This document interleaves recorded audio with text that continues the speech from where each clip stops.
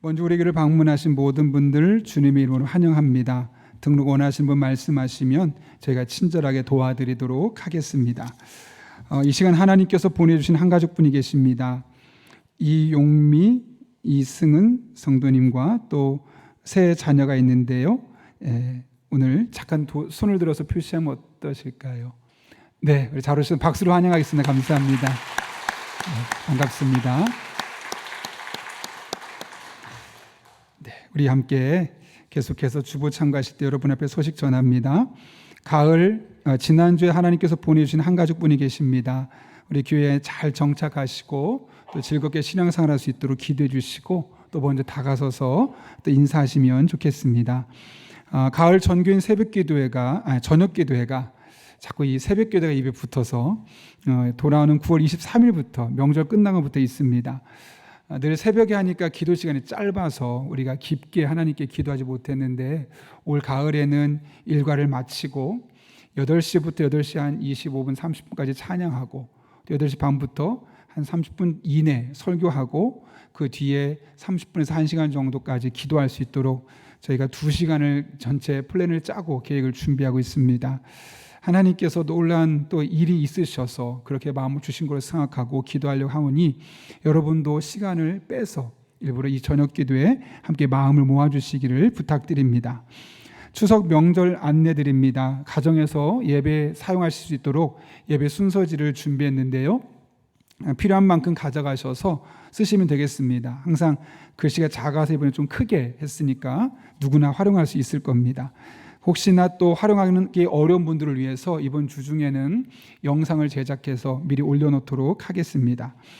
아울러 추석 새벽 기도에 관련해서 9월 16일부터 18일까지 이 3일 동안은 개인적으로 가정에서 기도하시면 되겠고요. 목요일부터 정상적으로 드려지게 됩니다.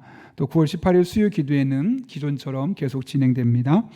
오늘부터 이 한 주간 동안 오이코스 모임이 있습니다. 각 오이코스별로 정해진 시간과 장소에서 가장 먼저 마음을 모아서 기도하는 마음으로 참여할 때 놀라운 은혜가 있습니다. 그렇게 적극적인 참여를 부탁드리고요.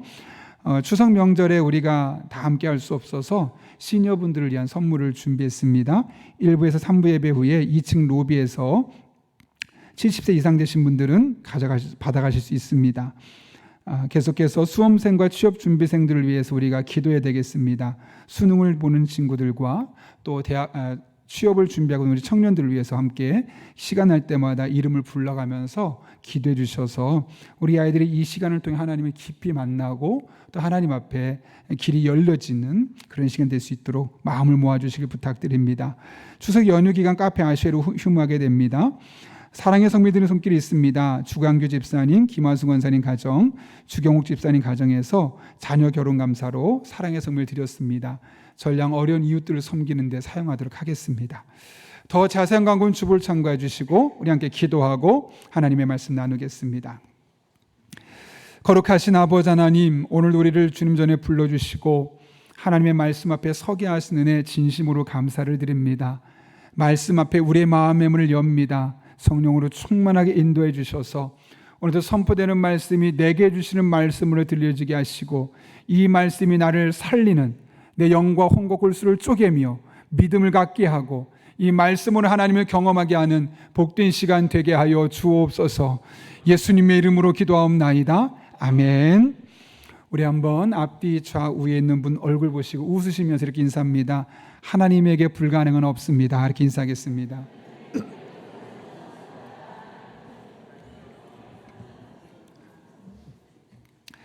예전에 제가 부교육자로 사역할 때 1년 동안 부산을 6번을 간 적이 있습니다. 한 교회에서 하는 세미나가 있어서 담임 목사님과 함께 갔었는데요. 그때 그 당시에 그 목사님에게 독특하면서도 도전이 되는 이야기를 하나 들었습니다. 일반적으로 성도님들이 교회에 찾아와서 목사님 안수 기도해 주세요, 어디 아픈데 기도해 주세요라고 말하면은 사실 그 자리에서 곧바로 기도하는 게 일반적입니다. 근데 그 목사님은 성도님 중에 누구 와서 목사님 제가 어디 아픈데 기도해 주세요라고 말하면 기도해 주지 않고 병원 가세요. 그리고 어떤 질병인지 확인하고 오시라고 한답니다. 근데 과거엔 그렇게 하지 않았대요. 과거에는 오시면 그 자리에서 기도하고 또 계속해서 기도하는 과정을 통해서 성도들이 건강도 회복되고 또 삶의 여러 가지 문제들도 회복되는 것을 경험했다는 거죠.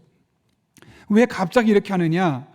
많은 성도님들이 함께 기도하면서 조금씩 좋아졌는데 어느 날 이런 마음을 먹더라는 거예요. 이거 시간이 지나면서 저절로 좋아진 거 아닌가? 또 하나는 혹은 원래 그렇게 심각했던 것이 아닌데 나만 심각하게 생각했다가 그냥 금방 나은 것은 아닌가? 이런 마음을 먹더라는 거죠. 그러다 보니 성도들이 기적적인 일을 기대하고 오는 것 같지만 실상은 기대 반, 의심 반으로 오는 모습을 보면서 이런 잘못된 사고방식 좀 바꿔줘야겠다라는 마음, 그 안타까운 마음에 이제는 오게 되면 무슨 질병인지 먼저 확인하고 오라는 거죠. 그리고 나서 기도하면 어떤 일이 생길까요? 이런 질병을 놓고 함께 기도했더니 하나님이 이렇게 바꿔주시고 이렇게 회복시켜 가더라. 똑같은 상황인데 먼저 병원에서 진단을 받고 와서 기도하니까 그 뒤로 간증거리가 달라지더라는 거예요. 그전에는 운이 좋았네 혹은 기회가 좋았네 라고 했다가 하나님이 도와주셨다고, 하나님의 은혜였다고 똑같은 상황에서 간증거리가 바뀌어지는 것을 경험하게 되었던 것이죠. 처음에는 뭘 굳이 그렇게까지 하시나 라는 생각이 들었지만 곱씹어보면 볼수록 목사님이 성도들의 영적인 유익을 위해서 참 고민을 많이 하셨구나 라는 생각이 들었습니다. 기적을 제대로 믿지 못하는 세대에게 한 번은 하나님을 경험할 수 있도록, 한 번은 하나님의 은혜를 생각해 볼 수 있도록 하기 위한 목회적인 섬세한 배려가 배어 있는 것이죠. 그런데 이것은 비단 그 목사님만의 고민이 아니라 하나님의 고민이기도 했습니다. 한때는 제가 성경을 읽으면서 이런 생각을 해봤습니다. 구약 성경을 보고 신약 성경을 보면 다양한 시대, 다양한 사람들에게 다양한 방법으로 기적적인 하나님의 모습이 나타나는데 도대체 왜 그런 걸까? 사람도 다르고 상황도 다르고 시대도 다른데 그냥 한두 번 정도만 성경에 언급하고 구약 성경에서 아픈가? 이렇게 하면 나을 수 있어. 신약 성경에서 딱 하나의 케이스를 제시하고 아프지? 그럼 나을 수 있어. 이렇게 이야기하면 될 텐데 구약부터 신약까지 끊임없이 수많은 사람에게 다양한 기적들, 다양한 상황들, 다양한 사람들을 통해서 계속 언급한 이유가 무엇 때문일까? 라는 생각이 들었던 겁니다. 왜 그럴까요, 여러분? 왜 그렇게 하셨을까요? 단순히 과거에 이런 사건이 있었더라가 아니라 지속적으로 과거에서부터 여기까지 이어진 사건은 오늘날도 여전히 우리들의 삶에 가능할 수 있다는 사실을 우리에게 말씀하기 위해서 아닐까요? 그래서 계속해서 언급하는 겁니다. 오래전에 그랬지, 그 전에 그랬지, 계속 그래왔지, 지금도 여전히 우리의 삶에 가능한 것이야 라고 말씀하고 있는 것이죠. 이것은 저의 목회 여정을 통해서도 분명하게 확인할 수 있었습니다. 제가 장희동에서 부교역자로 사역할 때 정말 성경 속에 기록된 수많은 기적들이 다양한 세대를 통해서 다양한 방법으로 경험되었습니다. 예컨대 턱이 너무 좋지 않아서 평생 껌을 씹지 못하고 잠을 잘 때도 권투 선수들이 끼워야 되는 마우스피스를 끼워야지만 잠을 잘 수 있는, 아니면 다음날 말을 못할 정도로 턱이 너무나 무너져 내린 한 분이 계셨습니다. 어느 날 예배 끝나고 가다가 저 주차장쯤 가는데 갑자기 오늘 가서 기도받고 싶다라는 마음이 생기더랍니다.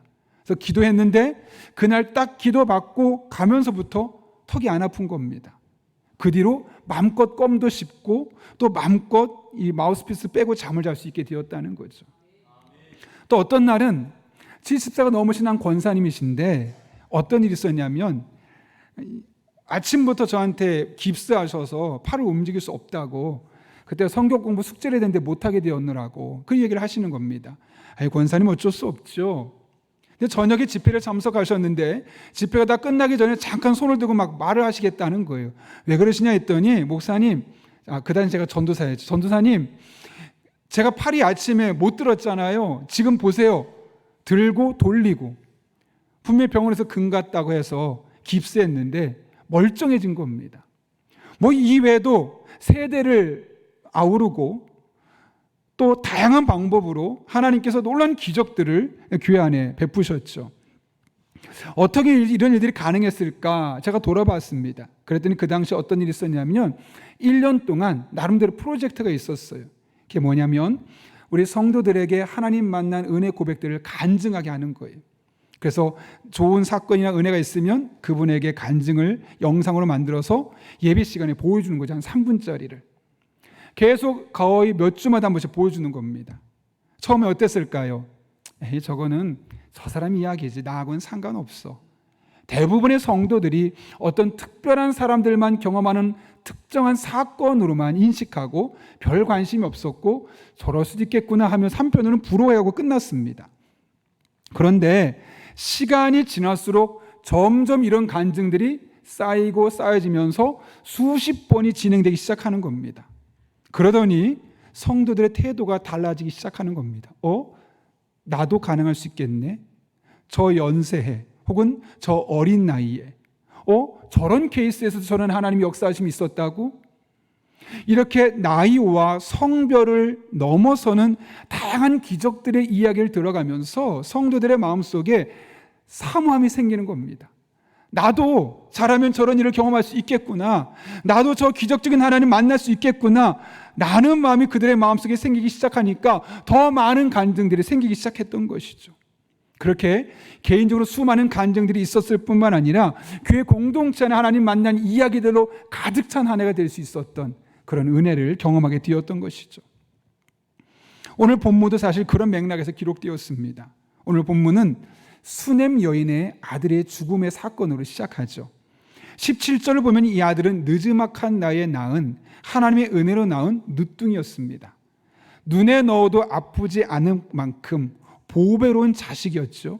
근데 어느 날 맥없이 죽었습니다. 오늘 본문 20절을 보십시오. 이렇게 이야기합니다. 곧 어머니에게로 데려갔더니 낮까지 어머니의 무릎에 앉아 있다가 죽은지라. 하늘이 무너지는 느낌이었겠죠. 절망, 슬픔, 비통, 원망 이런 모든 부정적인 감정을 다 동원해도 설명할 수 없을 만큼 그의 마음은 무너져 내렸을 겁니다. 사실 저희 큰애를 낳기 전에 저희 같은 경우는 첫째를 유산을 했었거든요. 유산하는데 아내가 수술을 하고 중절 수술하고 나오는데 막 저도 모르게 눈물이 나고 가슴이 아프더라고요. 사실 얼굴 한 번도 본 적이 없고 그냥 초음파 사진에 점같이 작은 것만 봤는데도 그 존재가 사라졌다는 사실 하나만도 마음이 아픈데 오늘 본문을 보게 되면 이미 자라서 멀쩡히 걸어 다니는 아이가 어느 날 갑자기 맥없이 죽는 모습을 보면서 그 부모의 마음이 어떻겠습니까? 아마도 제정신이 아니었을 겁니다. 근데 오늘 본문의 말씀은 죽은지라로 끝나지 않는다는 것이죠. 반전이 있습니다. 35절 보면 이렇게 기록하죠. 같이 한번 읽겠습니다. 시작. 엘리야가 내려서 집안 아이가 7번 재채기 하고 눈을 뜨는지라. 아멘. 살아났다는 거죠. 쇼한 것이 아닙니다. 잠깐 죽은 척했다 다시 살아났던 척한 것이 아닙니다. 실제로 죽었다가 살아났습니다. 우리가 이럴 때 사용하는 단어가 있죠. 그것을 무엇이라고 말하냐면 기적이란 단어를 씁니다. 기적을 사전을 찾아보니 이렇게 말합니다. 첫 번째로는 상식으로는 생각할 수 없는 기이한 일. 그러니까 우리가 일상적인 삶에서 이런 일도 가능해? 라고 말하는 일을 말하는 거죠. 두 번째로는 신에 의해서 행해졌다고 믿어지는 불가사의한 현상. 그렇다면 여러분 오늘 본문의 사건은 말 그대로 기적입니다. 그런데 이 사건을 보면서 여러분 어떤 마음이 드셨습니까? 왜 하나님께서 이 사건을 성경 속에 남겨두셨고 왜 사건을 우리로 하여금 보게 하셨고 우리로 하여금 듣게 하시는 걸까요? 이 사건을 보고 듣는 사람에게 뭔가 주시고자 픈 메시지가 있던 건 아닐까요? 어떤 교훈이겠습니까? 상식적으로는 상상할 수 없는 기이한 일이, 우리가 보기에는 이해할 수 없는 불가사의한 현상들이 그 시대 어느 한 사람에게만 있었던 것이 아니라 계속해서 성경 곳곳에 있었던 것처럼 오늘날도 우리들의 삶의 현장에 이런 상식으로 생각할 수 없는 기이한 일, 이해할 수 없는 일들이 얼마든지 일어날 수 있다는 것을 우리에게 말씀하기 위함 아닐까요? 여러분, 현대 사회는 기적을 인정하지 않으려 합니다. 그러다 보니 기적을 사모하지도 않습니다. 있으면 신기하네 라고 끝나버리지, 나에게도 이런 성경 속에 있는 기적적인 사건들이 있으면 좋겠어 라는 마음을 갖고 정말 간절한 마음으로 달려드는 성도들을 보기 어려운 시대가 되었습니다. 지극히 상식적인 것들만 인정하고 신앙생활도 그렇게 상식적인 수준에서 말하고 교회들도 상식이 통하는 교회라는 표어를 내걸 정도로 상식이 기적보다 일상이 되어버렸습니다. 물론 기적만 이야기한다면 잘못되겠지만 상식만 이야기하다가 기적이 사라져버린 그런, 기적은 있지만 기적을 믿지 못하는 기적 같은 세대가 되어버렸습니다. 몇 년 전에 몽골에서 사역하시는 안상경 선교사님이 우리에게 오셔서 수요 기도에 말씀 전하셨죠. 뒷면에 한 사진을 보여주면서 사진을 보여주면서 어떤 얘기를 했냐면, 몽골 땅에서 정신병으로 어려움을 겪고 있었던 어린 여자아이가 정신병이 고침받았다는 거예요.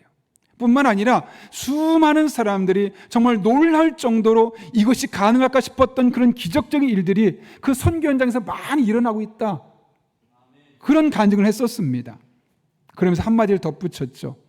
선교 현장에서는 일상적으로 일어나는 일이 한국 교회만 오면 찾기가 어렵다. 무엇에 문제가 있을까요, 여러분? 하나님에게 잘못이 있는 걸까요?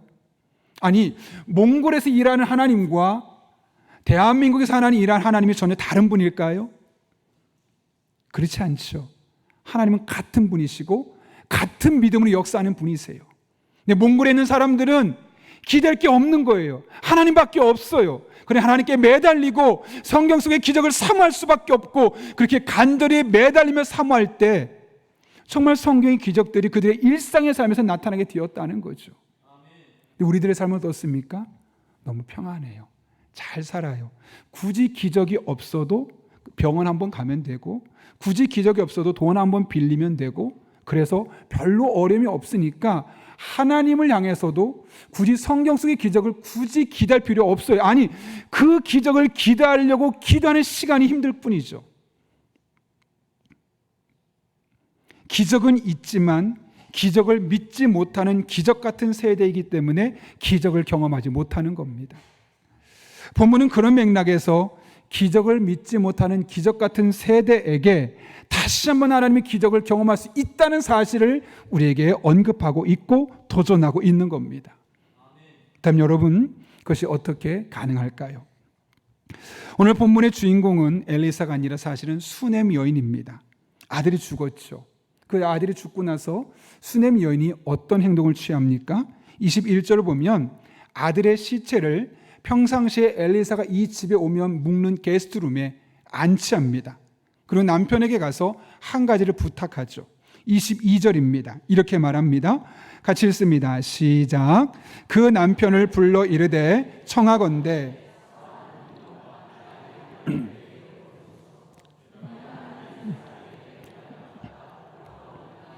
아멘. 여인은 남편에게 말합니다. 내가 선지자 엘리사에게 다녀오겠습니다. 근데 본문을 보게 되면 선지자 엘리사에게 다녀오겠습니다 라는 말을 쓰지 않고 어떤 단어를 씁니까? 하나님의 사람에게 다녀오겠습니다 라는 표현을 사용하고 있습니다. 왜 엘리사에게 가는지를 알 수 있는 거죠. 그녀는 지금 엘리사를 만나러 가는 것이 아니라 엘리사를 통해 역사하신 하나님을 만나러 가는 겁니다. 그래서 그를 선지자 엘리사라고 부르는 것이 아니라 하나님이 일하시는 통로인 그 하나님의 사람을 보고 오겠습니다 라고 이야기를 하고 있는 겁니다. 그녀의 마음속에 이 문제가 아무리 크고 아무리 절망적이어도 하나님만 만나면, 엘리사를 통해 역사하셨던 그 하나님만 경험하면 나의 삶의 문제는 얼마든지 바뀔 수 있다는 분명한 믿음이 있었다는 것이죠. 이것이 끝이 아닙니다. 그녀의 또 다른 행동을 하나 볼 수 있는데요. 그녀가 엘리사의 집에 다녀오겠다고 말했더니 남편이 나무랍니다. 아니, 지금 초하루도 아니고 안식일도 아닌데 가봤자 필요 없어.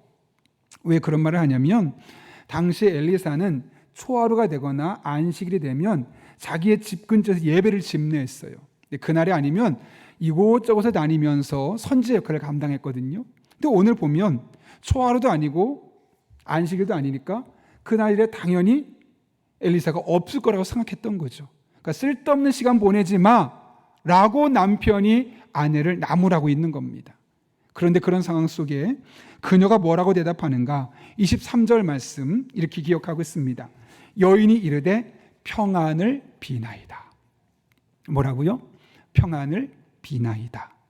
이게 무슨 말이냐면 이 평안이라는 단어는 히브리어로 샬롬이죠.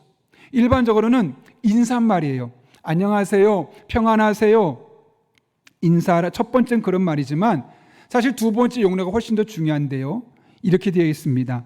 내 외적으로 닥치는 환난, 재난, 전쟁, 건강, 생활에 대한 염려 등 일체 어려움을 뛰어넘어 하나님의 임재 결과로는 완전한 충족 상태. 좀 복잡하지만 이런 겁니다. 내 마음속에 일어나는 여러 가지 힘든 사건 혹은 외부에서 찾아오는 나를 힘겹게 만들었던 여러 가지 사건이 있을 때 그 일체 어려움에서 하나님의 임재로 말미암아, 즉 하나님이 나를 도와주심으로 말미암아 마음의 평강을 유지하고 내 삶의 문제가 직접적으로 해결되어서 그것 때문에 더 이상 흔들리거나 좌절하지 않는 영적인 상태를 유지하는 것을 일컬어 성경은 샬롬이라고 이야기한다는 거죠.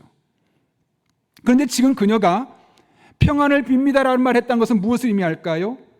내가 지금 이렇게 절망적인 상황 가운데 있지만 엘리사의 하나님을 만나고 나면 지금의 이 환난이나 염려에서 벗어나 반드시 나의 삶에 샬롬, 평안이 임하게 될 것입니다 라는 믿음으로 남편에게 이야기하고 있는 겁니다.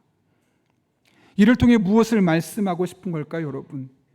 능력의 근원이신 엘리사의 하나님, 그 하나님을 의지하자는 거죠.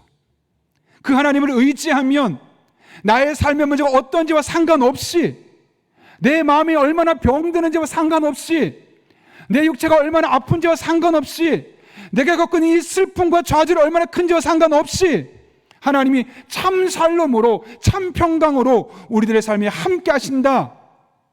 이것을 우리에게 말씀하신 건 아니겠습니까? 이것을 겪었던 솔로몬이 잠언 8장 17절에서 이렇게 고백하죠. 나를 사랑하는 자들이 나의 사랑을 입으며 나를 간절히 찾는 자가 나를 만날 것이니라. 정말 아멘 받으십니까? 하나님을 간절히 찾는 자가 하나님을 만나는 겁니다. 관심이 없는 사람 혹은 그 마음에 간절함이 결여된 사람은 그 하나님의 은혜를 경험할 수 없다는 거예요. 어떤 하나님이십니까? 부귀가 내게 있고 장관 재물도 공의도 그러하니라. 하나님 안에 모든 것이 있음을 믿고 그분을 간절히 찾고 그분을 의지할 때 하나님의 참 샬롬이 우리들의 삶 가운데 나타나게 될 것입니다. 저의 목회 여정 속에서 절대로 잊을 수 없는 강력한 임팩트를 남겼던 한 사건이 있어요. 오래전에 몇몇 분들은 들으셨겠지만 다 듣지 못해서 한 번 더 언급하려고 하는데요. 제가 장이동에 있을 때 부교역자로 사역을 하고 있었는데 당시에 새가족부를 담당하고 있었거든요. 어느 날 70이 넘으신 어르신께서 등록을 하셨어요. 보통 등록을 하고 다 마치면 집에 가셔야 되는데 안 가시고 전도사님 기도 좀 해주세요 라고 말씀하는 거예요. 무슨 일 있으십니까? 여쭈었더니 며칠 전에 손주가 빌라 2층에서 떨어졌는데 거꾸로 떨어진 거예요. 머리로. 그래서 두개골이 절반이 깨져버린 겁니다. 그래서 병원에 중환자실에 입원해 있고 두개골을 열어서 냉동 보관하겠는데 병원에서는 일주일의 고비다. 살기 어려울 것 같다. 7살짜리 손주가 그런 얘기를 듣고 시골에 거주하는 할머니가 급하게 올라오신 거예요. 근데 병원에 아무리 이야기해도 소망이 없고 방법이 없으니까 끝까지 마지막에 의지할 게 뭐냐? 하나님밖에 없는 거죠. 그런데 그냥 모르는 교회 와서 부탁하기 뭐하니까 먼저 등록부터 한 거예요. 등록을 하고 나서 목사님, 교회 전도사님 기도해 주세요. 그 이야기를 듣고 이제 목사님이랑 가게 됐죠. 갔는데 병원 앞에까지 가서 병실 바로 앞에까지 갔는데 그 부모님을 보고 나서 됐다고 하는 거예요. 기도 필요 없다고. 왜냐하면 이 두 부모가 다 교회를 안 다니거든요. 지금 일주일을 채 살지도 모를, 일주일을 채 넘길 수도 없을 그 아들을 놓고 너무너무 슬퍼하고 있는데 목사님이랑 전도사님이 와가지고 기도해 주겠대요. 나 교회 다니지도 않는데 믿음도 없는데 쓸데없는 시간 보낸다고 생각하니까 죄송한데 그냥 가시라고. 무한한 발걸음으로 나오고 있는데 한 분을 만났어요. 그 지금 권사님 되신 분인데 그 아이의 피아노학원 원장님이세요. 보고 나서 그 기도하셨냐고 하길래 그냥 왔다고 했더니 그 이야기를 듣고 나서 자기가 잠깐 설득할 테니까 조금만 기다려달라고 들어가셨어요. 한 5, 6분 지났더니 오셔서 목사님 기도 제가 설득했으니까 한 번만 기도해 주십시오. 기분은 썩 좋진 않지만 그래 들어가서 그 아이만 바라보고 하나님 앞에 간절히 기도한 거예요. 하나님, 이 7살짜리 어린아이가 하나님 앞에 죽음의 문턱에 있습니다. 살려주십시오. 회복시켜 주시고 하나님을 간증할 수 있는 기회가 되게 해주십시오. 기도하고 나왔어요. 그날부터 놀란 일이 벌어지는 거예요. 그 전날부터는 계속 몸이 안 좋아졌는데 그 기도한 시점부터 애가 좋아지기 시작하는 거예요. 의사가 일주일 만에 이거 머리 이제 다시 표현이 어떨지 모르겠는데 두개골을 덮어도 될 것 같습니다. 그런 진단을 하면서 자신이 오랫동안 병원 생활을 해봤지만 이런 기적 같은 일은 처음입니다. 의사가 좀 있으면 죽는다고 했던 아이가 점점 살아나기 시작하는 거예요. 그리고 그 뒤로 아이가 태어나게 된 거죠. 그 부모님이 가장 먼저 찾은 곳이 어딜까요? 교회예요. 아, 하나님 정말 계시구나. 아, 기적이라는 게 정말 가능한 거구나. 나는 교회 안 다녀서 쓸모없는데 시간 보내지 말라고 생각했는데 그게 아니라 정말 하나님께 기도할 때 살아계신 하나님을 들으시고 우리의 기도에 응답하셔서 성경 속에 말하는 기적 같은 일들도 현재 삶에 얼마든지 일어날 수 있구나 깨닫고 가장 먼저 찾은 것이 바로 교회라는 거죠. 그리고 나서 1년 동안 아이가 건강에 잘 자랐어요. 1년 뒤에 공부방 같은 거를 이제 오픈하게 되는데 제가 교구라서 신방을 갔어요. 아이가 정호예요. 그 당시 초등학교 1학년 됐죠. 1년이 지났으니까. 저를 보면서 전도사님, 엄마가 그런데 하나님이 저를 살려주셨다 그래요. 저 공부 진짜 열심히 하고 있어요. 내가 정말 똘똘해요. 누구보다 열심히 공부하는 거예요. 왜? 하나님이 저를 살려주셨으니까 저 열심히 공부해서 하나님 위해서 제가 살고 싶어서요. 8살짜리 아이가 그러는 거예요. 제가 그때 그 이야기 듣고 정말 큰 감동을 받았어요.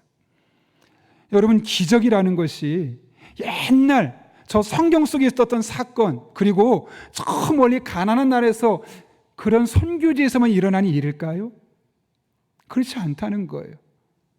서울 한복판 노원구에서 있었던 일입니다.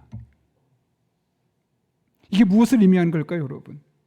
성경 속의 기적은 그냥 성경 속의 기적으로 끝나는 것이 아니라 얼마든지 우리가 믿음으로 하나님 앞에 나아가면 오늘날 우리들의 삶에도 가능하다는 사실을 말씀하는 거 아닐까요? 물론 항상 이런 기적만 일어나는 것은 아니죠. 또 다른 형태의 기적들도 있어요. 바울은 몸에 가시가 있었어요. 그게 안질이었죠. 너무 불편해서 하나님께 계속 기도했어요. 3번을 기도했다 그래요. 3번은 숫자로 3번이 아니라 응답될 때까지 끝까지 기도했다는 거죠. 하나님께서 응답하셨습니까? 안 하셨습니까?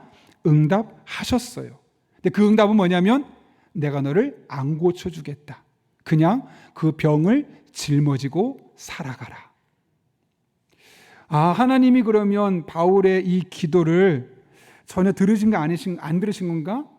그의 상황을 거들떠보지도 않으신 거 아닌가? 라는 생각이 들 수 있겠죠. 그러나 그렇지 않아요. 오히려 바울에게는 그 질병이 있기 때문에 하나님을 더욱더 의지할 수밖에 없는 거예요.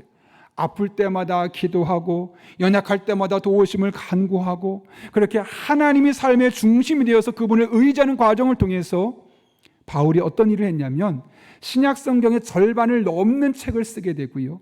아시아와 유럽을 다니며 교회를 개척하고 그 안에 놀라운 기적들을 베풀고요. 많은 신앙의 유산들을 오늘날 우리에게 남겨주지 않았습니까?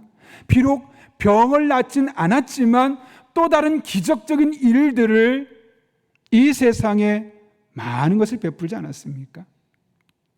병이 낫는 것만은 기적이 아니라 그것이 낫지 않았어도 또 다른 방법으로 역사하신 하나님 만나는 것, 그래서 또 다른 기적적인 일들을 경험하는 것이 우리들 삶에 가능하다는 거죠. 제가 며칠 전에 오륜교회 찬양 인도자인 김명선 목사님의 사연을 들었어요. 그녀는 자신을 소개하면서 저는 8년 된 과부입니다 정말이 그렇더라고요. 막 마음이 아팠어요. 8년 된 과부입니다. 그러면서 남편의 이야기를 시작하는데 2015년에 첫 앨범을 냈어요. 앨범을 내고 나서 활동하려고 딱 하는데 바로 직전에 남편이 암에 걸렸다는 거예요. 그것도 담도암 말기. 병원에서는 4개월밖에 못 삽니다. 정확한 진단이 나왔습니다. 그래도 아이가 둘이나 있고 남편의 건강을 위해서 계속 같이 기도하는 거예요. 하나님 이런 마음 주시더래요. 내가 믿으면 하나님의 영광을 보리라. 됐다. 내가 믿으면 하나님의 영광을 보리라. 하나님이 살려주시겠다는 거구나. 막 그런 기대감이 생겨서 더 열심히 기도했대. 하나님 감사합니다. 제가 믿습니다. 제 남편 살려주세요. 그런 영광을 보게 해주세요. 열심히 기도했습니다. 그런데 남편은 투병생활 하다가 2016년 8월 20일에 소천했습니다. 하나님께 서운했어요. 살려주셨으면 좋을 텐데. 아니 하나님, 제가 기도할 때 내가 믿으면 하나님의 영광을 볼 것이라고 말씀하지 않았습니까? 그러면 살려주셔야지 왜 데려가시는 겁니까? 서운하더라는 거죠. 또 한편으로 감사한 것은 그럼에도 불구하고 4개월밖에 못 산다고 했던 남편이 10개월을 살았고, 그래서 아빠와 4개월밖에 대화할 수 없었던 아이들이 무려 10개월을 살 수 있었다는 사실을 감사하게 됐다는 거죠. 근데 사실 이게 쉽지 않죠. 남편이 세상을 떠나고 홀로 생계를 유지하며 두 아이를 키운다는 것이 결코 쉽지 않습니다. 버텨내는 겁니다.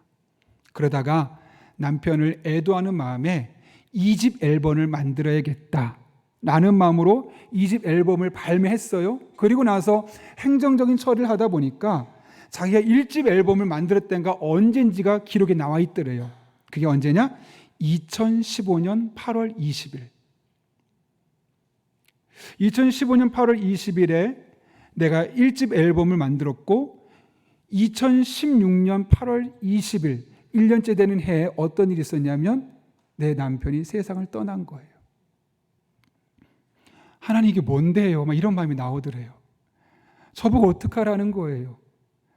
어떻게 그 정확한 1년 만에 남편을 떠나게 해서 제 마음을 이렇게 힘들게 하는 겁니까? 그런 마음을 먹는데 하나님께서 명산아, 내가 너의 삶을 한치의 오차도 없이 붙들고 있단다. 내가 너의 삶을 한치의 오차도 없이 붙들고 있단다. 그러니까 지금 자신이 1집 앨범을 만들었던 때를 보게 한 이유가 뭐예요? 그때로부터 1년 뒤에 남편이 세상을 떠났다는 사실을 깨닫게 하기 위해서.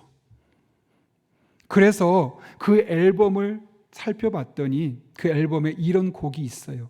시선. 내게로부터 눈을 들어 주를 보기 시작할 때 주의 일을 보겠네. 내 작은 마음 돌이키사 하늘에 꿈꾸게 하네. 주님을 볼 때. 성령이 나를 변화시켜 모든 두려움 사라질 때 주의 일을 보겠네. 황폐한 땅 한가운데서 주님 마음 알게 되리. 주님을 볼 때. 모든 시선을 주님께 드리고 살아계신 하나님을 느낄 때 내 삶은 주의 역사가 되고 하나님이 일하기 시작하네. 왜 2집 앨범을 만들었던 이 시점에 1집 앨범을 생각나게 하셨던 걸까요? 남편을 잃고 좌절하고 낙심하고 서러워하는 이때 딸아, 그 정확한 날짜 1년 전에 너로 하여금 쓰게 했던 그 앨범을 봐라. 시선. 너의 시선은 지금 온통 땅에 머물러 있고 너의 남편의 죽음에 머물러 있어서 마음이 회복되지 않고 있는데 이 모든 시선을 주님께로 집중하고 그분을 바라보고 그분을 느껴봐라. 그럴 때 너의 삶은 주님의 역사의 현장이 될 것이고 하나님이 비로소 너를 통해 일하는 것을 보게 될 것이다. 한치의 오차도 없이 너를 붙들고 있단다. 이 찬양 가사를 다시 한번 깨닫게 하기 위해서 2집 앨범을 통해서 그 날짜를 확인하게 하셨던 것이죠. 사실 남편을 떠나보내고 나서 본인도 힘들었고 그 중에 첫째 아들은 6살에 아버지가 떠나게 됐는데 2년 동안 분리불안을 겪었다 그래요. 그렇겠죠. 아버지와 함께했던 그 시간들을 갑자기 없어 사라져버리니, 통째로 사라져버리니 얼마나 마음이 공허했겠습니까? 근데 그 분리불안을 잘 이겨낼 수 있었다는 거예요. 본인도 아들도. 왜요? 시선. 아버지에게 집중됐던 시선, 땅에 집중됐던 시선을 하늘 아버지께 마치고 그분을 의지하며 그분을 붙들며 그분을 느끼며 나아갈 때 그분의 역사가 이 목사님의 삶에 나타나고 하나님이 일하셔 주니까 1년을 그 본인도 잘 버텨내고 아들도 그 분리불안을 잘 이겨낼 수 있게 되었다는 거죠. 또 다른 기적이죠. 남편이 살진 않았지만 하나님께서 이런 다양한 방법으로 하나님 아버지를 만나게 하시고 아주 꼼꼼하게 섬세하게 그녀 인생을 붙들고 계시다는 사실을 깨닫게 해주셔서 또 다른 아픔이 있을 때 그것을 이겨내게 하시는 기적적인 모습으로 만나 주셨던 겁니다. 여러분, 성경 속의 하나님은 기적의 하나님이심을 믿으십니까? 그래서 오늘도 저와 여러분의 삶 가운데 동일한 기적을 베풀 수 있음을 믿으십니까? 이 사실을 믿으셔야만 합니다. 아무리 시대가 좋아졌어도 성경 속의 하나님이 오늘날 여전히 동일하게 우리의 삶에 역사할 수 있음을 우리가 믿으셔야 합니다. 그래서 그 하나님께 우리의 모든 시선을 맞추고 그분을 느끼고 그분 앞에 나아갈 때 우리의 삶은 그분이 역사하는 현장이 될 것이고 그분의 일하시는 것을 우리의 눈으로 목도하게 될 것입니다. 이런 하나님의 은혜를 사모하며 나아가십시오. 물론 때로는 우리가 원했던 방법과 전혀 다른 기적으로 나타날 수도 있을 겁니다. 그러나 그것은 우리를 외면해서가 아니라 또 다른 계획이 있기 때문에 그러신 겁니다. 우리가 원하지 않았던 것과 또 다른 하나님의 놀라운 기적이 반드시 여러분의 삶 가운데 준비되어 있을 것입니다. 그러면 끝까지 하나님께 시선을 고정하고 그분만 바라보고 그분만 의지하며 나갈 수 있기를 바랍니다. 하나님의 일하심이 충만한 여러분의 삶으로 간증하게 될 것입니다. 그런 은혜가 저 여러분의 삶 가운데 경험될 수 있기를 예수님의 이름으로 축원합니다. 함께 기도하겠습니다. 이 시간 기도하실 때 오늘 말씀을 기억하며 기도합니다. 오늘 사건을 기억하며 기도합니다. 하나님, 죽은 수넴 여인의 아들이 살아났던 것처럼 그 기적이 성경 속에 기록되어 있는 것처럼 오늘날도 우리들의 삶에 크고 작은 많은 문제가 있습니다. 그 기적의 하나님이 오늘 저의 삶에 임하여 주셔서 기적 같은 일이 우리들의 삶에도 나타나게 하여 주옵소서. 이래 하나님께 모든 시선을 고정하고 하나님의 은혜를 느끼며 나아갈 때 하나님의 일하심을 경험하는 복된 성도들이 되게 하여 주옵소서. 이런 기도 제목을 가지고 함께 1분 정도 사모하는 마음으로 함께 기도하겠습니다. 거룩하신 아버지 하나님, 오늘도 우리를 주님 전에 불러주셔서 하나님의 말씀을 통하여 하나님이 기적의 하나님을 깨닫게 하신 은혜 진심으로 감사를 드립니다. 때로는 내가 원하는 방식으로, 때로는 내가 원하는 것과 다른 방식으로 놀라운 기적을 베푸셨던 하나님이 오늘도 우리들 삶 가운데 기적을 베푸실 줄로 믿습니다. 이 현실 기적이 있지만 기적을 경험하지 못하는 그런 세대가 아니라 오히려 기적을 믿으며 기적을 경험하는 기적 같은 세대로 살아갈 수 있는 하나님의 사람들 되게 하여 주옵소서. 그렇게 우리들의 삶에 하나님의 은혜가 임하게 하시고 능력이 임하게 하시고 그리 아니하실지라도 내가 원하는 방법으로 역사하신다 할지라도 끝까지 하나님만을 붙들며 의지하며 믿음의 길 걸어갈 수 있는 하나님의 사람들 되게 하여 주옵소서. 그렇게 주의 종들의 삶을 붙잡아 주시고 하나님의 놀라운 축복으로 채워 주옵소서. 살아계신 아버지 하나님, 수넴 여인을 통해 죽은 아들을 살려주셨던 기적의 하나님이 오늘 우리가 믿는 하나님임을 다시 한번 깨닫게 하시는 데 진심으로 감사를 드립니다. 기적은 있지만 기적을 믿지 못하는 기적 같은 세대가 아니라 기적이 있기 때문에, 기적을 믿기 때문에 기적을 일상의 삶에서 경험하는 복된 성도들이 될 수 있도록 우리 용인영락교회 모든 성도들을 축복하여 주옵소서. 이를 위해 우리의 모든 시선을 주님께로 향하게 하시고 그 하나님만 의지하며 믿음의 길을 걸어갈 때 말 그대로 기적 같은 일들이 우리의 일상이 되게 하여 주옵소서. 예수님의 이름으로 기도합나이다. 아멘.